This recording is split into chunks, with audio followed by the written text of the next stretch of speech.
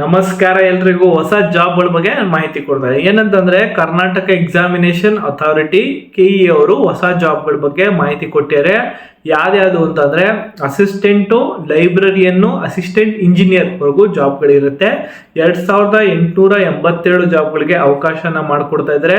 Notification date January 1, 2025ಗೆ ಬಂತು. Application date announce date ನಾನು ಇವಾಗ ಅಪ್ಡೇಟ್ನ ಮಾಡ್ತೀನಿ. ಅಪ್ಲಿಕೇಶನ್ ನೀವು ಆನ್ಲೈನ್ ಹಾಕಬೇಕಾಗುತ್ತೆ. ಅಫಿಷಿಯಲ್ ವೆಬ್ಸೈಟ್ ಬಂದ್ಬಿಟ್ಟು kea.kar.nic.in ಇದು ಕರ್ನಾಟಕ ಗೌರ್ಮೆಂಟಿನ ಅಫಿಷಿಯಲ್ ವೆಬ್ಸೈಟ್ ಆಗಿದೆ.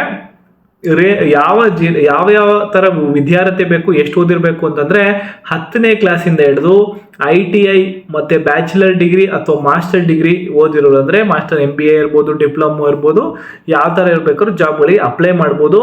ಜೂನಿಯರ್ ಇಂಜಿನಿಯರ್, ಅಸಿಸ್ಟೆಂಟ್ ಮತ್ತು junior assistant library ಹುದ್ದೆಗಳಿದಾಗಿರುತ್ತೆ.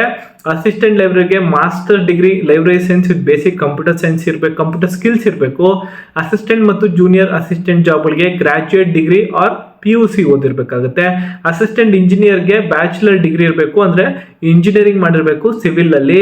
Junior programmer ಅಂದ್ರೆ ಇಂಜಿನಿಯರಿಂಗ್ ಮಾಡಿರ್ಬೇಕು, ನೀವು ಎಲೆಕ್ಟ್ರಾನಿಕ್ಸ್ ಅಥವಾ ಕಂಪ್ಯೂಟರ್ ಸೈನ್ಸ್ ಅಲ್ಲಿ ಅಥವಾ MCA ಮಾಡಿದ್ರು ಕೂಡ ನಡೆಯುತ್ತೆ. ಏಜ್ ಲಿಮಿಟ್ ಬಂದ್ಬಿಟ್ಟು ಈ ಜಾಬ್ಗಳು ಅಪ್ಲೈ ಮಾಡಕ್ಕೆ 18ರಿಂದ 35 ವರ್ಷ.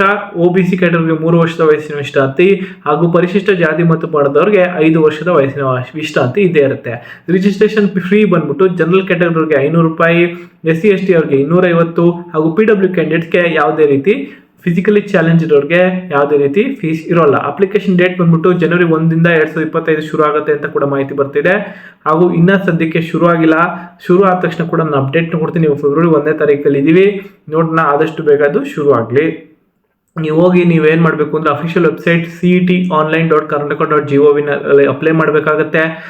ರಿಕ್ರೂಟ್ಮೆಂಟ್ 2025 ಅಂತ ಕೂಡ ಸೆಲೆಕ್ಟ್ ಮಾಡಿದ್ರೆ ನಿಮ್ಗೆ ಅಲ್ಲಿ ಇನ್ನೂ ಹೆಚ್ಚಿಗೆ ಮಾಹಿತಿ ಸಿಗುತ್ತೆ. ನಿಮ್ಮ ಇಮೇಲ್ ಅಡ್ರೆಸ್ ಮತ್ತು ಫೋನ್ ನಂಬರ್ ಇಟ್ಕೊಂಡು ರಿಜಿಸ್ಟರ್ ಆಗಿ ಲಾಗಿನ್ ಸೇಮ್ ನಿಮ್ಮ ಇಮೇಲ್ ಮತ್ತು ಫೋನ್ ನಂಬರಿಂದ ಲಾಗಿನ್ ಆದರೆ ಅಪ್ಲಿಕೇಶನ್ ಫಾರ್ಮ್, ಪರ್ಸನಲ್ ಎಜುಕೇಷನ್ ಮತ್ತು ಪ್ರೊಫೆಷನಲ್ ಡೀಟೇಲ್ಸ್ಗಳನ್ನು ಅಪ್ಲೋಡ್ ಮಾಡಿದರೆ ರಿಕ್ವೈರ್ಡ್ ಡಾಕ್ಯುಮೆಂಟ್ಸ್ ಅಂದರೆ ಫೋಟೋಗ್ರಫಿ ಅಂದರೆ ಫೋಟೋ ಬೇಕಾಗುತ್ತೆ, ಹಾಗೂ ಸಿಗ್ನೇಚರ್ ಮತ್ತು ಸರ್ಟಿಫಿಕೇಟ್ಸ್ಗಳನ್ನ ಅಪ್ಡೇಟ್ ಮಾಡಿ ಅಪ್ಲಿಕೇಶನ್ ಫೀನ್ ತುಂಬಿ ಸಬ್ಮಿಟ್ ಮಾಡಿದ್ರೆ ಅಪ್ಲಿಕೇಶನ್ನ ನಿಮಗೆ ಕೂಡ ಎಕ್ಸಾಮ್ ಬಂದ ತಕ್ಷಣ ಡಾಕ್ಯುಮೆಂಟೇಷನ್ ವೆರಿಫಿಕೇಶನ್ ಮಾಡಿ, ಸ್ಕಿಲ್ ಟೆಸ್ಟ್ ಮಾಡಿ, ರಿಟರ್ನ್ ಎಕ್ಸಾಮಿನೇಷನ್ ಮುಖಾಂತರ ಜಾಬ್ಗಳನ್ನು ಕೊಡ್ತಾ ಹೋಗ್ತಾರೆ.